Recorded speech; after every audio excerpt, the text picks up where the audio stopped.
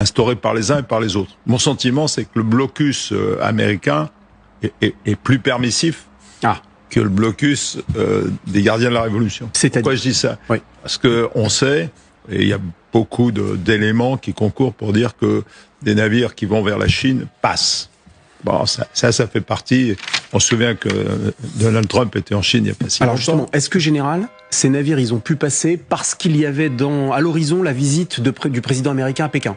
Il y a des grands équilibres et je pense que Donald Trump veut pas irriter le président chinois alors ils essayent ensemble de trouver des voies et moyens. C'est pas forcément une mauvaise idée, hein, mais donc il y a un déséquilibre. Ce que je veux dire, c'est que globalement, les Iraniens ont pris la main, si vous voulez. C'est eux qui ont l'avantage. Ils ont l'avantage d'anticipation. Leur blocus se situe en amont du blocus américain, donc ceux qui ne veulent pas laisser passer n'arrivent pas dans les eaux internationales, si je puis dire, même si le détroit d'Ormuz fait partie des eaux internationales. C'est tout le problème. Hein, mais dont acte. Donc, moi, ce qui me frappe, c'est le temps qui passe. On a passé beaucoup plus de temps dans un dans un cessez-le-feu que pendant la guerre.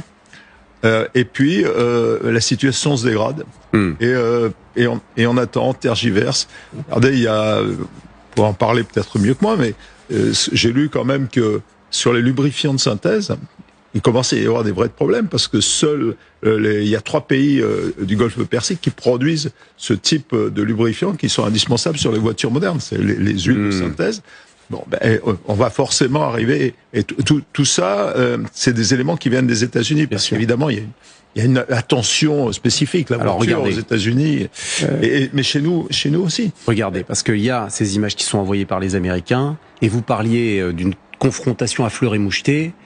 Vous disiez la bataille d'Ormuz n'a pas eu lieu, mais il y a des tirs. Il y a des tirs de la part des Iraniens qui ont montré, eux, dans leur propagande. Alors je le dis à chaque fois, hein, pour vous qui nous regardez, vous qui nous êtes fidèles, vous le savez, propagande partout. Propagande américaine, propagande iranienne, propagande israélienne. C'est la guerre. Hein. Donc on a, et vous avez, vous qui nous regardez, la distance nécessaire pour analyser, comprendre ces images. Là, ce sont les Iraniens qui montrent un drone en train d'approcher d'un navire. On ne connaît pas le pavillon de ce navire à 7 heures. Et ils l'ont tapé. Ils l'ont tapé avec leur drone. Mais est-ce que, nous ne sommes pas, au vu des images et de ce que vous disiez, général, plutôt dans la situation de ni paix ni guerre? Ce qui est peut-être pas la pire par rapport à la guerre, mais effectivement par rapport au blocage de l'économie.